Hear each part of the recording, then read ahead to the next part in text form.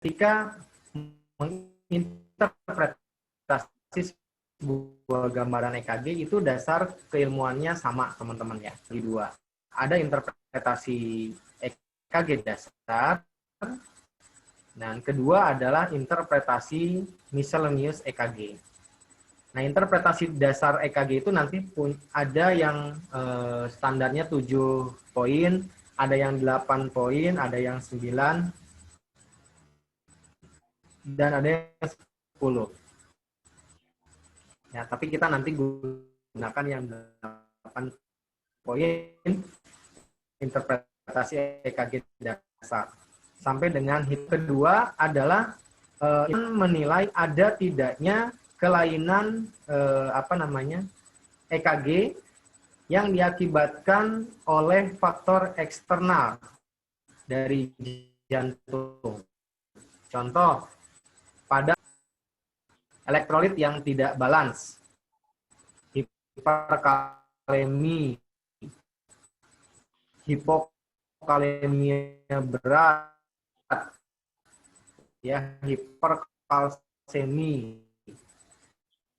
Nah, itu akan mempengaruhi aktivitas sistem konduksi jantung secara langsung.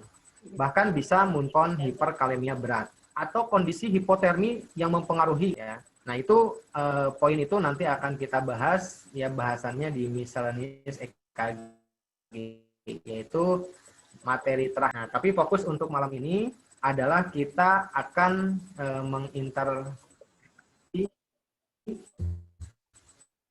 ya. Fokus malam ini kita akan melakukan interpretasi ya, mereview langkah-langkah sistematis dalam interpretasi EKG. Nah, teman-teman juga silakan nanti berinteraksi ya, bisa menggunakan chat di dalam Zoom ya. Teman-teman silakan. Nah, ini kalau saya buka di chat, oh ada Mas Ardiman ya, alhamdulillah bisa ikut hadir juga nih.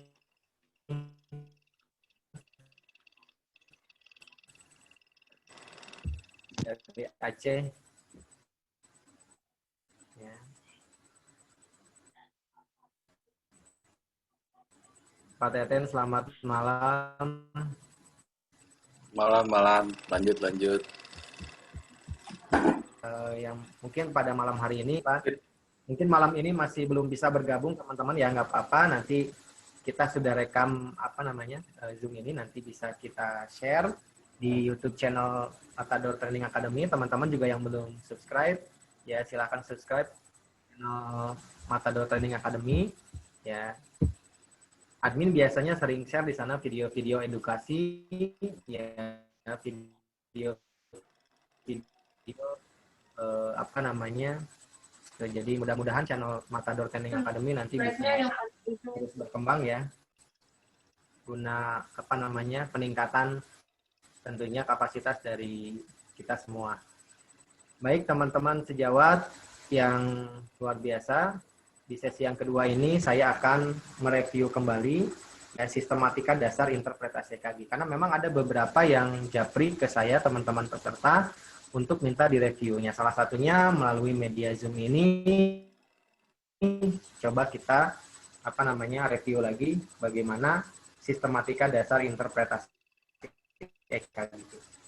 Nah, teman-teman, sebelum kita menginterpretasi gambarannya di Sayung Supriyatno, ya ada gambaran EKG yang nanti akan coba kita baca sama-sama ya. Nah, poin penting yang harus dilakukan sebelum kita melakukan interpretasi EKG seperti yang kemarin saya sampaikan, kita harus memastikan rekaman EKG ini direkam tepat. Ya, artinya tidak ada misplacement dari elektroda, kalibrasinya sudah kita pastikan, baik kalibrasi standar ataupun modified kalibrasi modifikasi, itu semuanya harus tercatat di hasil rekaman.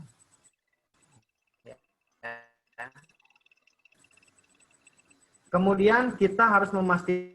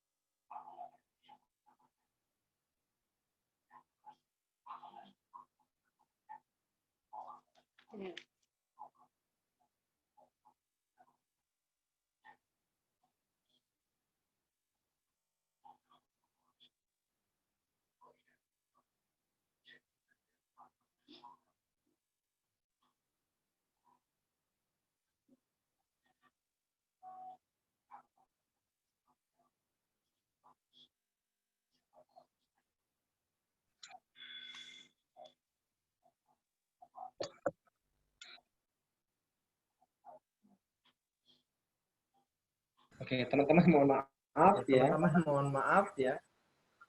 Oh ya, sudah masuk. Oh ya, sudah masuk.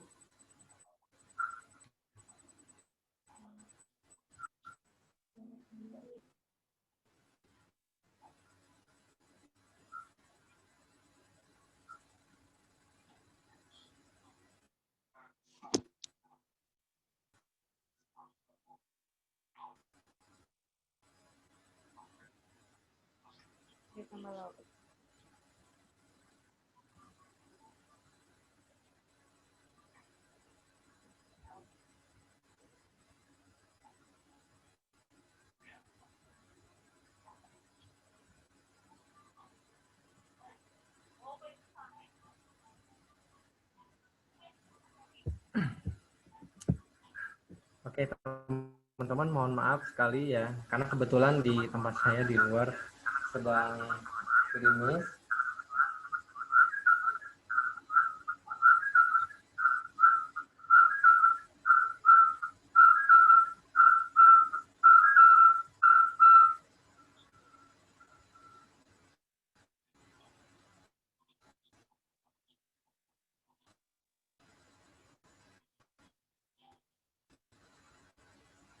Teman, saya lanjut ya.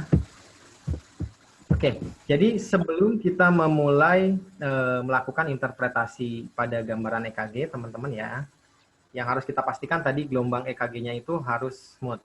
Dan kita pastikan bahwa gelombang EKG-nya itu dihasilkan dari rekaman yang sesuai dengan standar. Artinya tidak ada kesalahan dalam meletakkan elektroda EKG baik pada sadapan ekstremitas ataupun pada sadapan prekordial. Ya, kemudian pastikan kalibrasi. Ingat sekali lagi teman-teman, pastikan kalibrasi pada saat kita akan membaca atau menginterpretasi EKG.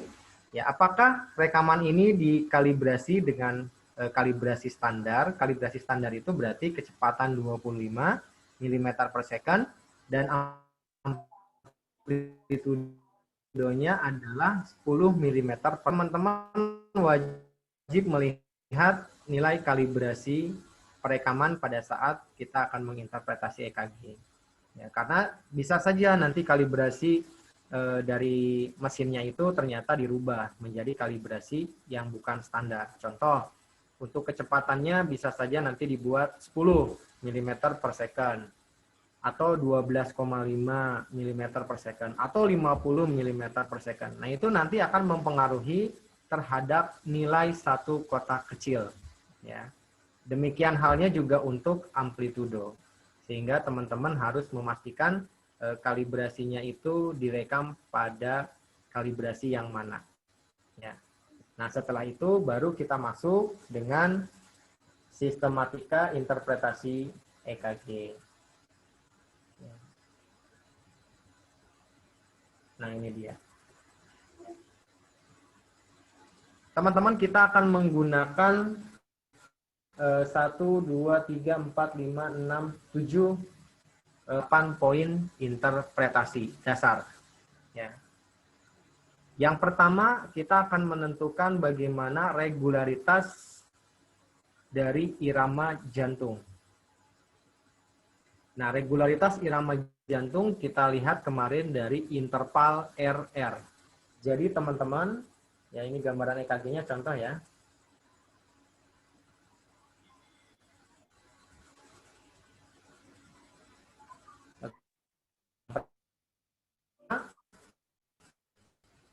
Kita akan menilai apakah irama jantung ini memilih dari setiap kontraksi yang terjadi pada atrium ataupun ventricle.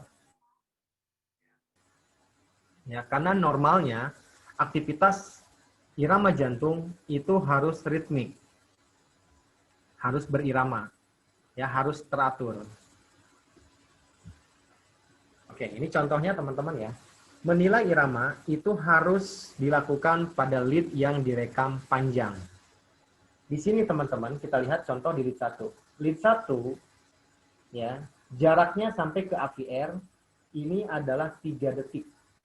1 detik itu adalah 5 kotak besar. Nah, 3 detik itu adalah durasi waktu yang kurang ya untuk menentukan irama. Karena standar untuk menentukan irama jantung itu durasinya dihitung minimal 6 detik. Ingat teman-teman, minimal 6 detik. Ya. 6 detik itu berarti dihitung dari awal ya sampai dia maju ke depan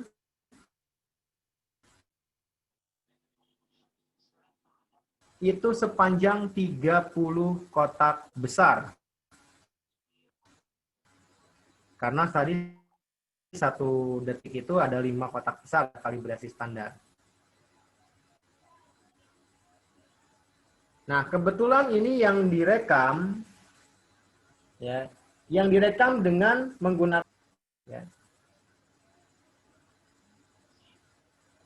Ada V1, ada lead 2 ya.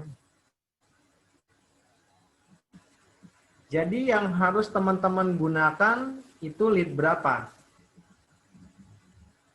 Nah, bisa V1, bisa lead 2, bisa V5. Itu silakan teman-teman bisa pakai. Karena masing-masing itu direkamnya dengan durasi lebih dari 6 detik. Ya. Caranya bagaimana? Kemarin teman-teman bisa menggunakan alat bantu kertas.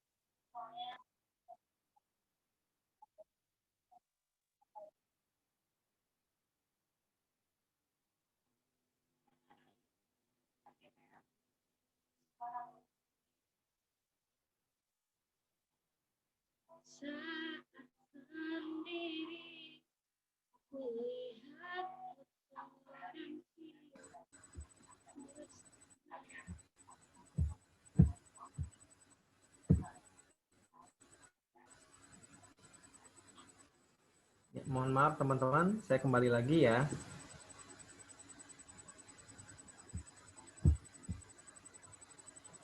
Oke, ternyata ini memang apa namanya, kendala yang sering kita temui ketika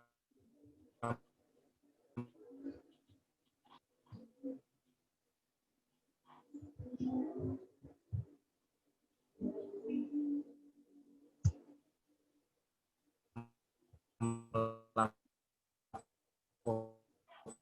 sesi online seperti ini ya. Jadi memang kekuatan sinyal, tapi sebetulnya dari pagi tadi saya apa namanya? Tadi saya juga mengisi kegiatan pelatihan teman-teman ya. Alhamdulillah tidak ada kendala riset untuk wifi koneksinya. Saya lanjut teman-teman ya. Nah, itu adalah prosedur yang harus kita pastikan kita lakukan sebelum kita membaca sebuah gambaran EKG. Ingat teman-teman, prinsip dari pembacaan EKG itu adalah treat the monitor but treat the patient. Don't treat the EKG but treat the patient. Jadi yang diobati itu bukan itu. Sehingga kita harus betul-betul bisa memastikan bahwa gambaran EKG kita ini adalah real, itu gambaran aktivitas listrik jantung pasien saat ini. Ya, gitu. Jadi kita tidak ada kesalahan dalam prosedur perekamannya, ya kita tidak ada kesalahan dalam membaca kalibrasi. Nah, ini sangat penting sekali teman-teman. Jadi bukan hanya masalah pengenalan gelombangnya saja, ya, tapi justru proses perekaman ini juga yang harus kita pastikan sesuai dengan standar, ya. Oke, teman-teman, kita lanjut lagi tadi setelah kita pengenalan irama. Untuk pengenalan irama dasar itu teman-teman wajib menggunakan lead yang direkamnya panjang tadi ya, minimal 6 detik. Ingat, minimal 6 detik, karena itu sudah merupakan standar pengukuran dari irama jantung. Jadi kalau lead yang atas ini nggak bisa teman-teman ya. Kalau 3 lead yang atas ini ya, ini nggak bisa kita gunakan untuk menentukan irama. Kenapa? Karena durasi rekamnya pendek, yaitu 3 detik. Nah, yang bisa digunakan untuk menilai irama itu adalah 3 baris bawah. V1, Li2, dan V5. Ya, ini yang bisa kita gunakan. Nah, mungkin nanti kertas EKG yang digunakan di mesin EKG yang ada di tempat teman-teman itu berbeda ya ukurannya. Kalau ini yang saya tampilkan contoh dari kertas EKG yang 6 channel. Jadi bisa merekamnya 6 baris. Karena ukuran kertas EKG ingat ada 4 ukuran ya. Ada 1 channel, 3 channel, 6 channel, dan 12 channel. Yang terbanyak yang biasa digunakan itu yang ukuran 3 channel. Nah, yang paling bawah itu biasanya sudah disertakan dengan lead panjang. Ya. Nah, biasa direkam itu lead 2. Ya, kemarin kenapa? Lead 2 yang biasa direkam panjang untuk EKG strip rhythm itu karena lead 2 yang merekam sejajar dengan vektor listrik jantung. Oke, setelah irama, kemudian rate atau laju QRS. Nah, ini karena iramanya teratur, teman-teman bisa menghitung dengan menggunakan rumus 1500 dibagi jumlah kotak kecil antara R ke R. Di sini teman-teman bebas ya, mau menghitung R yang mana saja sebetulnya boleh. Ya. Contoh saya akan menghitung R di P3. Ya. Dari R bersebelahan ini kita ukur, kita hitung jaraknya itu berapa kotak kecil. Kalau ini ada 1, 2, 3. Ya, 3 berarti 15. Ini ada lebih 2 kotak, 17. Jadi 1500 dibagi 17 kotak kecil. Nah, itu adalah nilai heart rate pasien. Ya, ketika nanti hasil penghitungannya ada koma, ya teman-teman boleh bulatkan ya untuk penghitungan di Newton. Kalau mau pakai kotak besar gimana? Bisa, silahkan teman-teman juga bisa menggunakan kotak besar. Ya. Hanya faktor pembaginya adalah 300 nanti untuk kotak besar. Ya. Itu pada irama yang teratur. Tapi pada irama yang tidak teratur, teman-teman, atau irreguler, maka teman-teman harus menghitung berapa jumlah kompleks QRS yang muncul dalam 6 detik. Contoh, ya, kita hitung 6 detik itu sampai mana. Ya, contoh sampai sini lah ya, 30 kotak besarnya nih, atau 6 detik. Berarti kita hitung 1, 2, 3, 4, 5, 6, 7, 8, 9, 10, 11. Contoh ya. Ada 11 komplek QRS atau 11 gelombang R. Berarti 11 dikali 10. Jadi hasilnya adalah 110 kali per menit. Ya, itu contoh ya. Cara menghitung pada irama yang irregular. Oke, kemudian yang ketiga aksis. Nah, untuk aksis teman-teman kita bisa menggunakan rumus cepat ya. Kalau teman-teman mau menghitung sampai berapa derajat aksis bidang frontalnya, silakan gunakan sistem kuadran busur derajat. Ya, kemarin sudah saya bahas. Itu juga caranya mudah. Tapi supaya kita cepat dalam menilai aksis jantung, ya kita bisa menggunakan tabel predominan QRS kompleks di lead 1 dan AVF itu yang lebih dominan R atau S. Kalau yang lebih dominan R berarti positif. Kalau yang lebih dominan S itu berarti nilainya negatif. Contoh, ya teman-teman lihat gambaran EKG-nya. Di lead 1.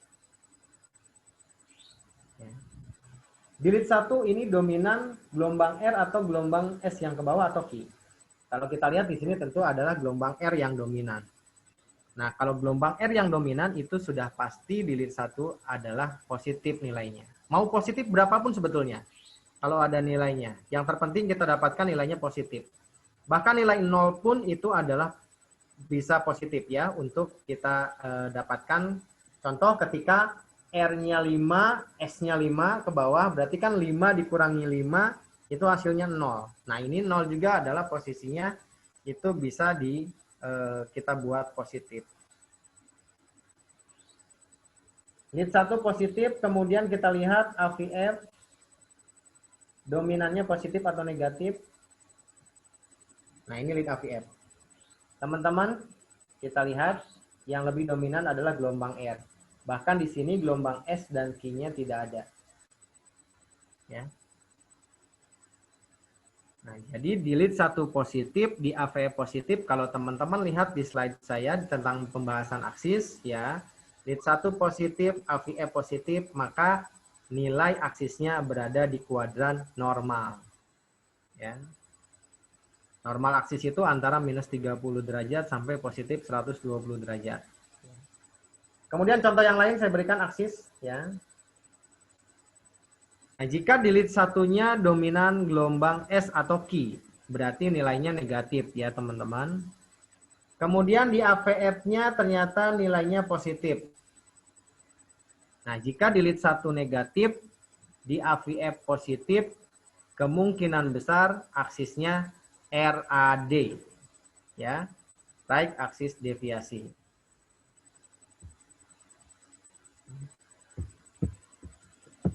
Kemudian jika di lead 1 nilainya positif, di AVF nilainya negatif. Jadi AVF-nya negatif berarti ke atas. AVF-nya positif berarti ke arah kiri. Nah, itu kemungkinan kita mendapatkan aksisnya berada di kuadran LAD, left axis deviasi. Kemudian jika nilai aksisnya negatif, nilai lead 1-nya negatif, nilai AVF-nya juga negatif. Nah, ini kemungkinan besar aksisnya adalah RAD atau ekstrim aksis atau ekstrim RAD. Ya. Jadi kemungkinan besar pasien sudah mengalami kardiomegali. Ya, karena salah satu penilaian aksis itu bisa kita gunakan untuk memprediksi ada tidaknya pembesaran jantung ya atau hipertrofi. Tapi hipertrofi nanti secara spesifik teman-teman kita akan bahas di poin yang terakhir ya. Oke, saya lanjut. Setelah aksis kita lihat gelombang P. Oke. Di gelombang P yang harus kita nilai apa? Di gelombang P itu yang harus dinilai adalah yang pertama, ada atau tidak gelombang P pada rekaman EKG 12 lead. Ya. Ada atau tidak? Present or absent, ya. Itu untuk gelombang P. Terkadang teman-teman kita hanya menemukan gelombang P itu di 1 lead saja. Pak, ini gelombang P-nya cuma di 1 lead, di yang lain nggak kelihatan gelombang P-nya. Nah, ketika teman-teman bisa memastikan bahwa itu adalah gelombang P walaupun hanya muncul di satu lead, contohnya hanya di lead 2 saja yang muncul. Ya, berarti bisa dipastikan gelombang P itu di lead yang lain pun sebetulnya ada. Kenapa bisa sampai tidak muncul pada lead yang lain? Nah, ini diakibatkan karena low voltage. Karena voltase yang rendah. Ya, jadi pada saat direkam, voltase listrik jantung pasien itu kurang kuat sehingga terbacanya kecil gelombangnya pada gambaran EKG. Nah, jika seperti itu, kita harus menaikkan sensitivitas gain amplitudo dari alat EKG-nya. Jika perekaman pertama dibuat pada kalibrasi amplitudo contohnya 10 mm per milivoltase. Nah, maka teman-teman harus menaikkan sensitivitas gain amplitudonya menjadi maksimal 20. Biasanya setelah kita naikkan amplitudonya, itu gelombang P akan muncul di lead yang lain. Biasanya seperti itu teman-teman. Coba nanti teman-teman praktekkan ya. Biasanya pada pasien-pasien yang obesitas ya, pasien-pasien yang obesitas, yang gemuk, yaitu biasanya gelombang EKG-nya kecil-kecil memang. Di mesin EKG itu agak apa namanya, kalau boleh dikatakan berat ya gitu dalam membaca voltase listrik jantung pasien ya, seperti itu. Nah, biasanya juga pada pasien-pasien yang apa namanya underweight ya, pasien-pasien yang kecil apa namanya atau kurus maaf ya, itu biasanya juga gelombang EKG-nya itu tinggi-tinggi teman-teman.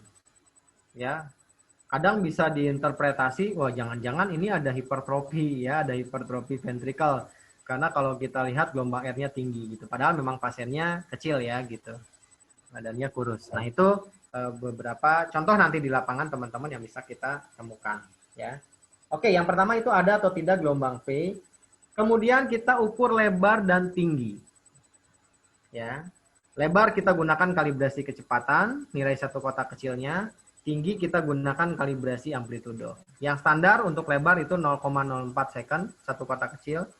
Untuk tinggi nilainya 0,1 second, 0,1 milivolt untuk nilai tinggi. Nah, contoh gelombang EKG-nya teman-teman.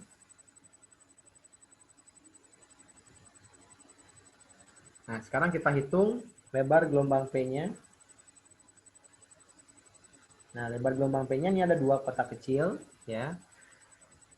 Berarti 2 dikali 0,04 sama dengan 0,08 second.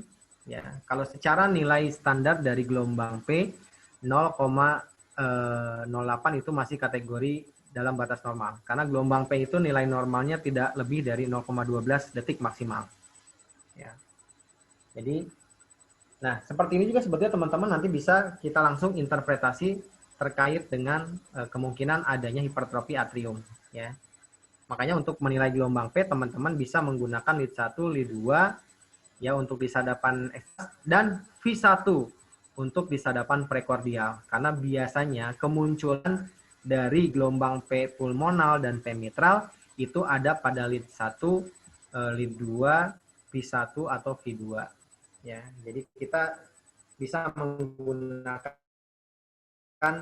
gelombang P di lead-lead tersebut untuk kita nilai. Kemudian tinggi. Tinggi ini kita hitung dari dasar ini sampai ke gelombang P-nya 0,1, artinya masih dalam batas normal ya teman-teman, karena gelombang P untuk normal tinggi adalah kurang dari 0,3 milivoltase, maksimal 0,3 milivoltase. Nah, ini juga bisa kita pastikan berarti untuk gelombang P morfologi bentuknya normal, tidak ada P pulmonal dan tidak ada P mitral. Kemudian selanjutnya juga yang harus kita interpretasi di gelombang P adalah rasio. Ya, histologi adalah rasio. Rasio itu berarti perbandingan antara gelombang P dengan kompleks QRST dan ya P QRST. Nah, kita lihat perbandingan rasionya. Kemunculannya adalah 1:1. Artinya 1P diikuti 1 QRS dan diikuti 1 gelombang P. Ya. Di dalam satu siklus normalnya harus 1:1 rasionya.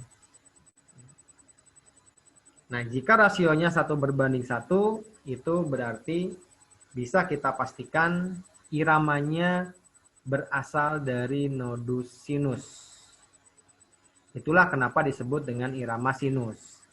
Karena aktivitas listriknya yang memulai adalah nodus sinus. Nodus sinus itu adalah SA node. Ya. Oke, teman-teman, setelah gelombang P, selanjutnya adalah PR interval.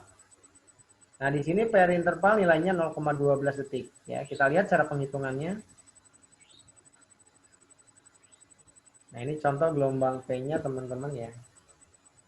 Jadi kita hitung dari permulaan gelombang P sampai dengan permulaan gelombang Q. Ini kebetulan gelombang Q-nya muncul. Ya, kita lihat ada berapa? Kalau kita lihat ya 1, 2, 3, 4. Ada 4 kotak kecil. Ya. Berarti 4 dikali 0,04. 0,6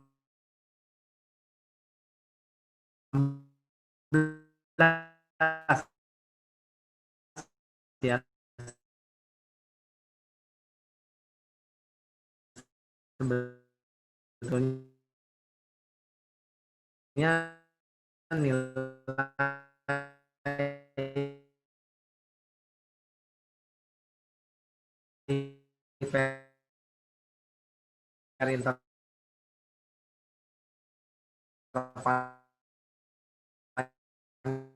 sebetulnya nilai adalah 0,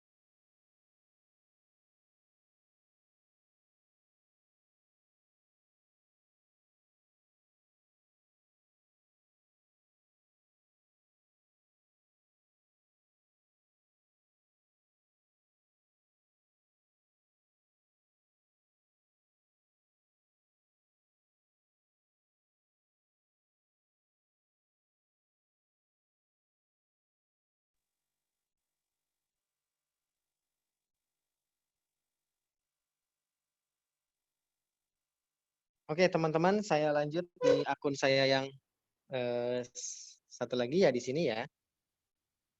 Karena tiba-tiba yang di laptop itu sign out.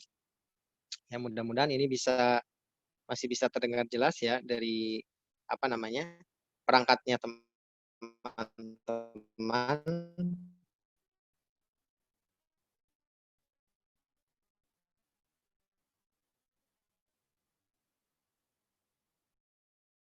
Oke, saya lanjutkan teman-teman ya.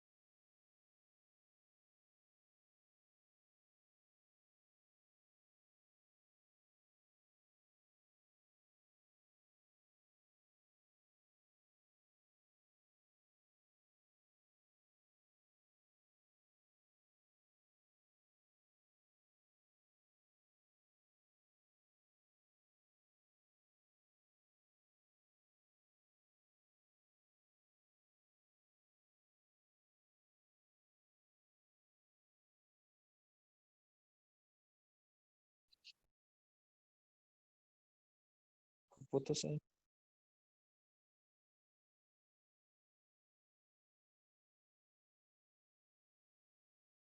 Mati dulu ya, mana ya?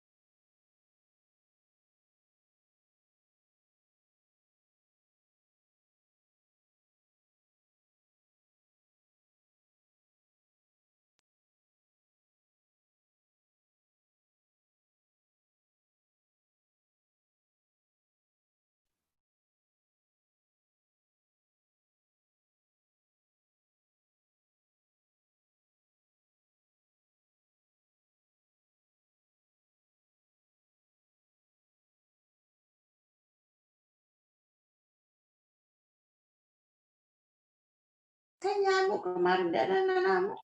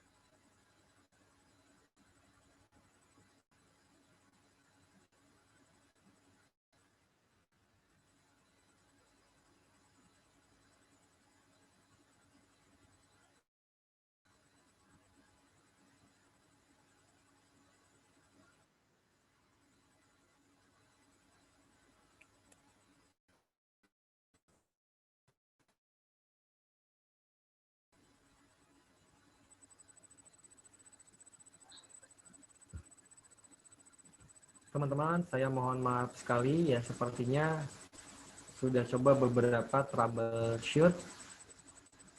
Memang sepertinya dari provider ya, sinyalnya sedang tidak bersahabat ya. Sepertinya ini saya juga sudah menggunakan provider yang konon katanya cukup bagus untuk jaringan internetnya, tetapi mungkin karena faktor cuaca juga bisa mempengaruhi ya teman-teman. Ini saya sudah coba restart juga. Ya mungkin sambil berjalan ya teman-teman, saya juga sambil menunggu perangkat yang satu lagi aktif ya. Tadi kita sudah sampai di pembahasan aksis ya. Tadinya kita sudah membahas aksis teman-teman. Dan ini juga nanti hasil Zoom kita rekamannya akan di-share ya di YouTube channel Matador Training Academy. Ya. Tapi memang ini kurang begitu maksimal ya teman-teman, karena sempat terputus juga tadi beberapa kali ya. Saya juga sudah berusaha